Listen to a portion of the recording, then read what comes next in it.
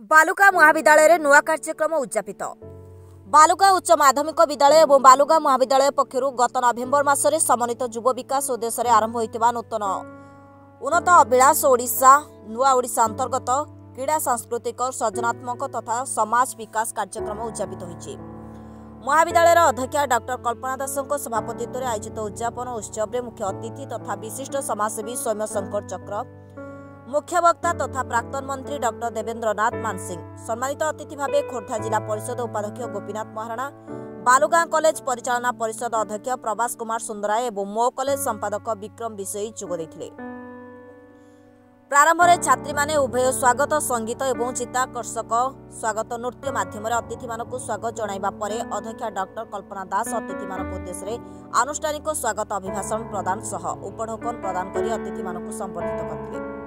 यापर जुक्त 3 नोडाल officer doctor Kailash Chandra Maharana अतिथि परिचय प्रदान करथिबा बेले जुक्त 2 अध्यक्षा डॉक्टर जयंती सामल 1.5 मास धरी चलिथिबा समन्वित युव विकास कार्यक्रम तथा युव ओडिशा नवीन ओडिशा कार्यक्रम जरिया किपरि शिक्षार्थी मानकर अंतर्निहित प्रतिभार विकास घटिछि तार विस्तृत विवरणी उपस्थापन करथिले। मुख्य वक्ता डॉक्टर देवेंद्र नाथ मानसिंह किशोर बयस तथा युव अवस्था विश्वर विभिन्न क्षेत्र में महानायक माने किपरि निज अंतर्निहित शक्तिर विकास घटाइछन्ति से संपर्क में निज वक्तव्य रखिथिले। मुख्य अतिथि सौम्य शंकर चक्र तृणमूल स्तर संघर्ष करी किपरि व्यक्तित्व विकास निर्माण करा जाई पारे ताहा विभिन्न महापुरुष मानकर प्रेरणादायी जीवन दर्शन आलोक्य माध्यम एक प्रभावशाली वक्तव्य प्रदान करथिले। ए अवसर में सम्मानित अतिथि गोपीनाथ महाराणा, प्रभास कुमार सुंदराय, विक्रम विषयी श्रेणीगृहर बौद्धिक कार्यक्रम व्यतीत संगीत नृत्य क्रीड़ा समाजसेवा कार्यक्रम माध्यम छात्र छात्री मानक मध्य यथार्थ व्यक्तित्व विकसित हुए बोली वक्तव्य प्रदान करथिले। ए अवसर में अध्यक्षा अध्यापिका अध्यापक और कर्मचारी मानकर अक्लांत परिश्रम सृजनशीलता और सांस्कृतिक दक्षता जोगु युव विकास कार्यक्रम सफल हो पारिछि बोली वक्तव्य प्रदान करथिले। यापर अतिथि माने विभिन्न क्षेत्र में कृतित्व अर्जन करथिबा छात्र छात्री मानकु मानपत्र प्रदान सह आकर्षणीय पुरस्कार प्रदान करथिले। प्राध्यापक डॉक्टर लक्ष्मीधर सुबुद्धि आनुष्ठानिक धन्यवाद अर्पण करबा परे छात्र छात्री माने सांस्कृतिक कार्यक्रम परिवेषण करथिले। एक कार्यक्रम को डॉक्टर मोनालिसा मानसिंह, डॉक्टर संतोष रथ, सुभाष चंद्र श्रीचंदन, सुब्रत कुमार त्रिपाठी, डॉक्टर अक्षय कुमार मिश्र, मृदानी शंकर प्रसाद मिश्र, प्रवीण जेना, मनोजिनी पट्टनायक, रीना राउत, हिमांशु दास, डॉक्टर पूर्णचंद्र सामंतराय, विद्याधर पुजारी सिंह प्रमुख अध्यापक अध्यापिका माने परिचालना करथिले। किंतु आगु बढ़िबा सहित ए जाति ए माटी ए सभ्यता संस्कृति को नहीं जदि आमे आगु को बढ़िबा नहीं ताले आगामी पीढ़ी एथिर वंचित रहिबे। आपण मानके मर्म रे कहि रखिबा को चाहिए छात्र शक्ति बृहत शक्ति छात्र जागिले देश जागी इतिहास साक्षी अछि।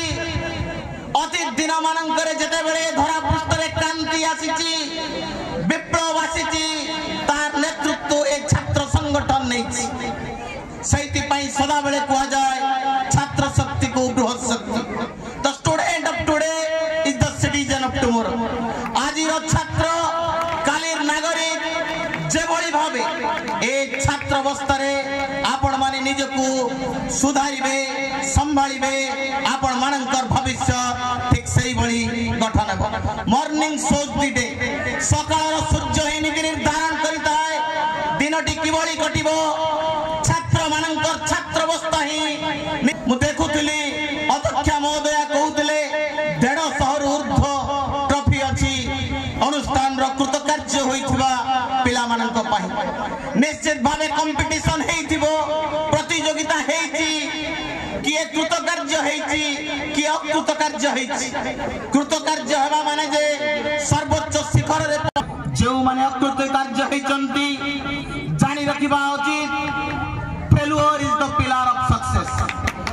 आमे जदि विफलता पाइबा नहीं ताहले सफलतार स्वाद कोन जानि पाइबा नहीं। जने सफलतम व्यक्तित्व पछरे अनेक विफलतार दिवस रहिता।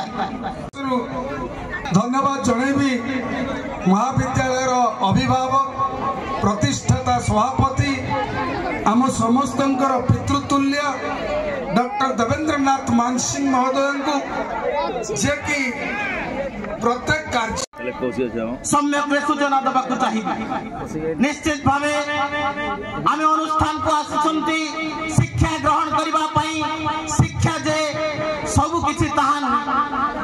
आम भितर क्रीड़ा दक्षतार विकास वृद्धि घटवा संगे संगे आम संस्कृति ऐतिह्य परंपरा को आमे मन रखा किभली सहित आम भितर समाज जो आम मूल्यबोध रही दायित्वबोध रही किभली सामाजिक पाश्चात्य रिपोर्ट संघर्ष टीवी।